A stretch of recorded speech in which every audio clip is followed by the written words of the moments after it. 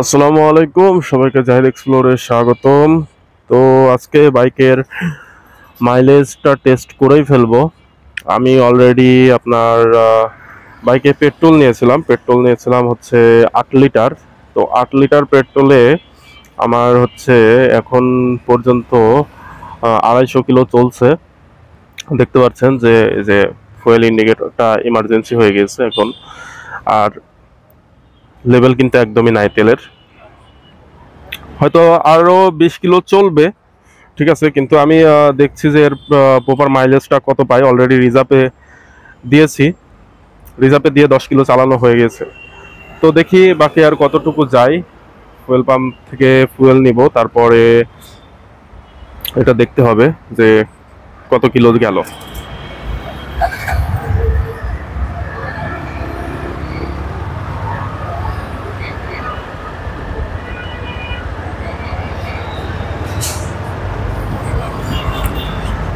তো কি অবস্থা সবার, কেমন আছেন? আশা করি ভালো।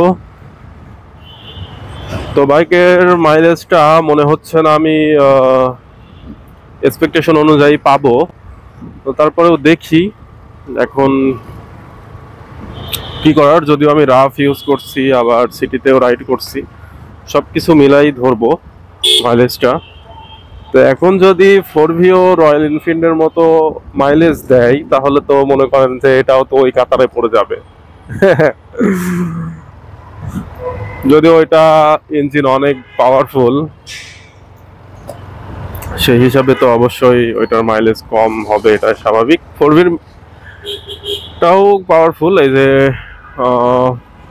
ইমার্জেন্সি ট্রিপে চলে গেল, তো দেখতে পাচ্ছেন কি না, ইমার্জেন্সি ট্রিপে চলে গেছে। তো যাই হোক, ওইদিকে আমি 250 ওটা দেখে রাখছি, আর এখান থেকে যতটুকু ওঠে সেটাও এর সাথে অ্যাড করে দিব। তবে লং রাইডে অনেক রাফ টানাটানি করা হয়েছে, 80, 85, 90 এরকম করেও স্পিড গেইন করা হয়েছে। আর আপনারা জানেন যে 4ভি কিন্তু স্পিড গেইন করলে এটার মাইলেজটা ড্রপ করে, এটা একটা কমন বিষয় 4ভির ক্ষেত্রে। তবে তারপরেও আমি যে সবসময় টানাটানি করছি এমনটাও না। 60, 65, 70 এর ভিতরেও আমি মানে ছিলাম স্বাভাবিকভাবে। অবশ্য ঢাকার মধ্যে আসলে যে পরিমাণে আপনার ক্লাস ধরা লাগে, আসলে মাইলেজটা ড্রপ করাটা স্বাভাবিক। কারণ জ্যামে পড়লে আপনার দেখা যাচ্ছে বাইক স্টার্ট থাকে, আপনি অফ করে দিলেও মানে অতটা সাশ্রয় করা যায় না। তো সেক্ষেত্রে দেখি এখন কি হয়। আর একটা ফুয়েল পাম্প, আসলে ফুয়েল নেওয়াটাই উচিত হবে, কারণ বলা যায় না, যদি বন্ধ হয়ে যায় তাহলে কিন্তু ফেলে নিয়ে যাওয়া লাগবে। এদিকে সবই সিএনজি গ্যাস।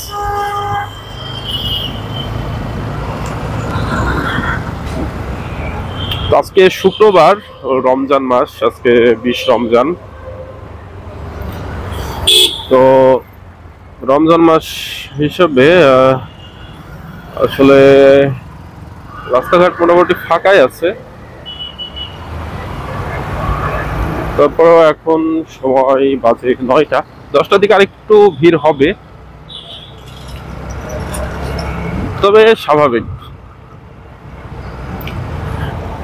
ধরেন ঈদের 5 দিন আগের থেকে একদমই মোটামুটি ফাঁকা হয়ে যাবে ঢাকা।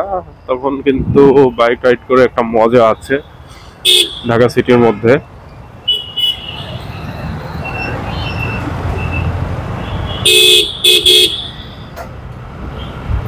অন্যান্য জেলা শহরগুলোতে আপনার রয়্যাল এনফিল্ড খুব একটা দেখা না গেলেও ঢাকাতে কিন্তু অ্যাভেলেবেল হয়ে গেছে বলা চলে, অনেকটাই অ্যাভেলেবেল।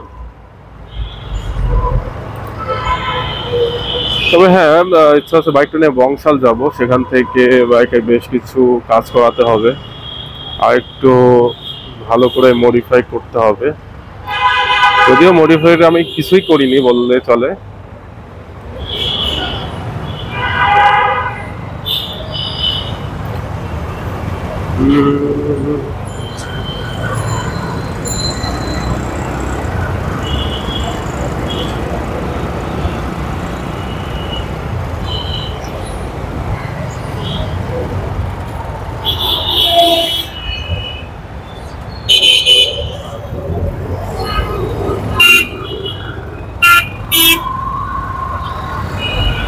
আর একটা বিষয় সেটা হচ্ছে যে এটা যেহেতু কার্বোরেটর ইঞ্জিন, তো এই ইঞ্জিনে তেল সাশ্রয় যে আপনি জ্যামে আছেন বা অনেকটাই লো আরপিএম এ আছে।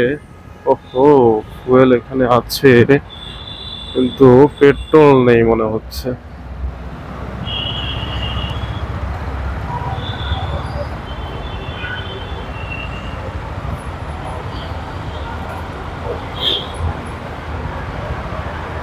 এই ভাইয়া পেট্রোল নাই? হ্যাঁ, সব অক্টেন না? আমি পেট্রোল নেব। পেট্রোলটা একটু ভালো মাইলেজ দেয় পেট্রোলে।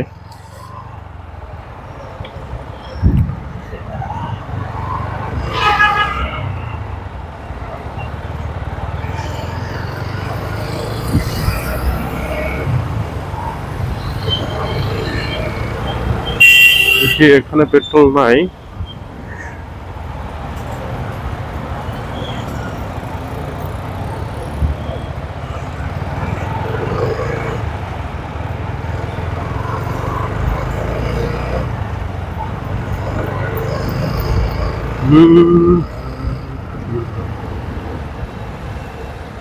এখানে কি পেট্রোল আছে? পেট্রোল নাই ভাই, পেট্রোল নাই। পেট্রোল নাই। ঠিক আছে, দেখে একটু সামনে যাই। কি রে ভাই,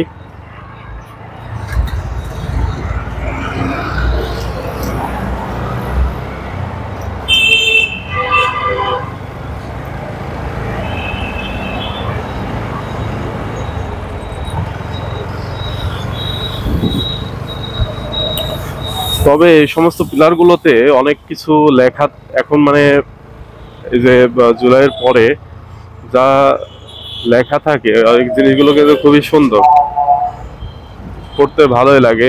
অনেক পিলারে লেখা আছে খেটে বড় হও, চেটে নয়। বলে চাটা চাটি করে বড় হও না, যেটা এতদিন হয়ে আসছিল।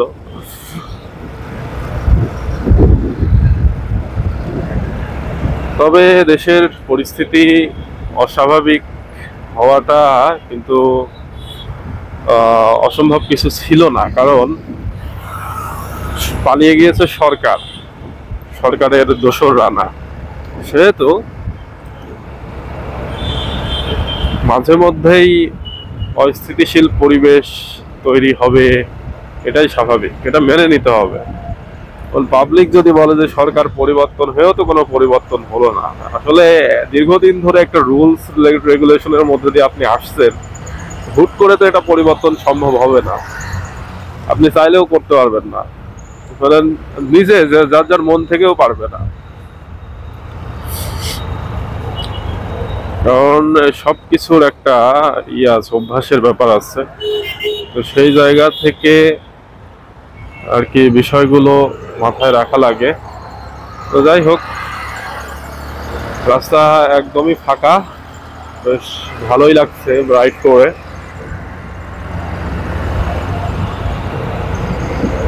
তবে একটা জিনিস কি, বাইক চালালে কিন্তু আপনার গলা শুকিয়ে যাবে যদি হেলমেট খোলা থাকে।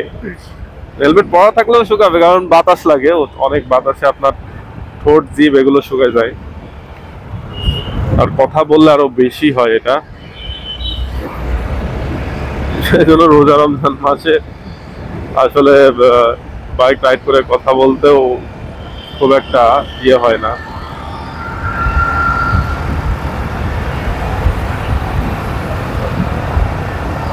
সুজুকি জিক্সার মোনোটন, মোনোটন বাইকটা কিন্তু ভালোই লাগে, মোনোটন বাইকটা খারাপ না। এই মোনোটন বাইকের যতটা ভালো, এই জিক্সারের নিউ মডেল যেগুলো আসছে এগুলোর অনেক কমপ্লেন আমরা দেখছি, কাস্টমার কেয়ার থেকে শুরু করে অন্যান্য সব অনেকগুলোই বিষয়ের উপরে। তবে হ্যাঁ, দামের যে ব্যাপার সেটা কিন্তু অনেকটাই বেশি এই Suzuki Gixxer new naked version, এগুলোতে অনেকটাই দাম বেশি।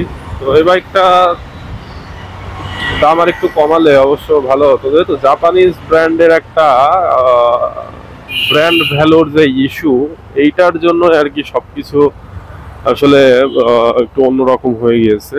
তবে এই যে যেমন ইন্ডিয়ান ব্র্যান্ড 4V, এই যে বাইকগুলো, তারপরে এনএস, এই বাইকগুলো কিন্তু আপনার যথেষ্ট ভালো, এক হিসাবেও যথেষ্ট ভালো। কার্বোরেটর ইঞ্জিন হওয়া সত্ত্বেও এগুলোর বিশেষ করে বাজাজের বাইকগুলো মাইলেজও অনেক ভালো।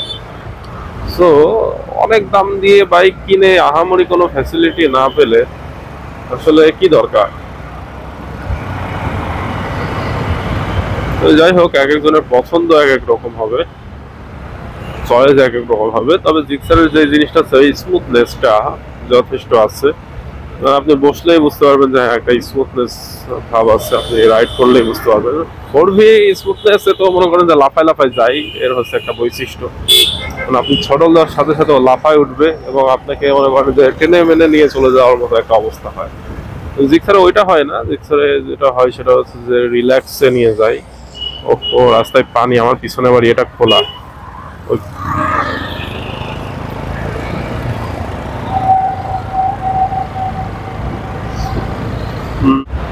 আরে ভাই, কল্পনা করা যায় 10টা বাজে যাচ্ছে আর এই রাস্তাগুলো ফাঁকা। সব অফিসই কিন্তু এইদিকে বেশিরভাগ।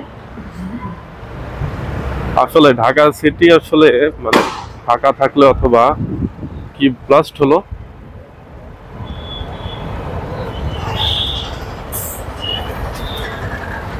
একটা কিছু টায়ার ফাটছে। ও, বাসের চিপায় পড়া যাবে না, এরা খুবই ডেঞ্জারাস রে ভাই। বাসের চিপায় পড়লে আপনি শেষ।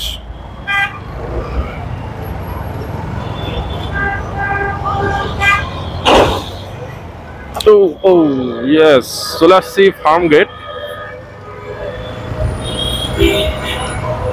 আর কিছুটা দূরেই আমার গন্তব্যস্থল।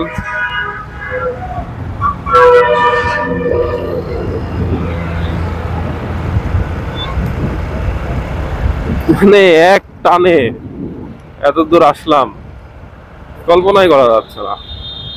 আসলে ঢাকা শহরের রাস্তা ভালো, রাস্তা সুন্দর হওয়ার কারণে আপনার যদি জ্যাম না থাকে, আপনি যে কোনো গন্তব্যে ধরেন যে 10-15 মিনিটের মধ্যে চলে যাবেন। ও, কারওয়ান বাজার চলে আসছি।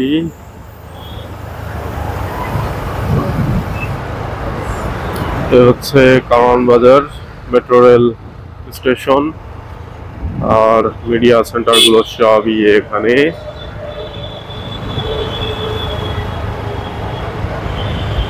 বৃষ্টি হওয়ার একটা আশঙ্কা আছে, কিন্তু বৃষ্টি এখনো হয়নি। তবে একবার যদি ভালো করে বৃষ্টি হয়, পুরো ক্লিন হয়ে যাবে সবকিছু, ঝোলা ময়লাগুলো পরিষ্কার হবে।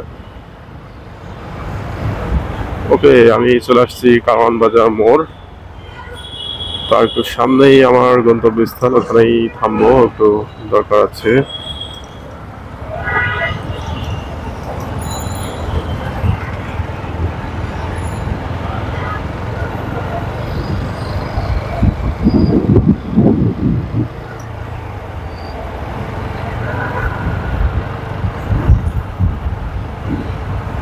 তো অ্যাট লাস্ট মাইলেজ যেটা চেক করছি সেটা হচ্ছে যে ফুয়েল নিলাম অল্প একটু। তবে এখানে 270 ধরতে পারি, 270, কারণ রিজার্ভে আরও কিছু ছিল। তো যাই হোক, এখন 270 8 দিয়ে ভাগ করলেই আপনারা পেয়ে যাবেন যে 8 লিটারে মাইলেজ কেমন দিল। আমি তাহলে মোট মাইলেজ পেলাম হচ্ছে 33 কিলো। যদিও এটা কম, তবে আমি এটাকে স্বাভাবিকভাবে দেখছি, কারণ অনেক টানাটানি করা হয়েছে। সে সব কিছু মিলায় আর কি মাইলেজটা মোটামুটি। তবে হ্যাঁ, বাইকের বেশ কিছু কাজ করানো দরকার, যেমন ট্যাপেট এক্সস্ট, এয়ার ফিল্টারটা চেঞ্জ করতে হবে। তো এই কাজগুলো করার পরে আমি আর একটা টেস্ট করে দেখব যে কেমন মাইলেজ দেয়। তো যাই হোক, 4V mileage 33 rough tough use করে এটা নর্মাল বিষয়। তবে দেখি আর কতটুকু ইমপ্রুভ করা যায়। তো যাই হোক, সবাই ভালো থাকবেন আর আমার চ্যানেলটি সাবস্ক্রাইব করে সাথে থাকবেন। সবাইকে ধন্যবাদ। আসসালামু আলাইকুম।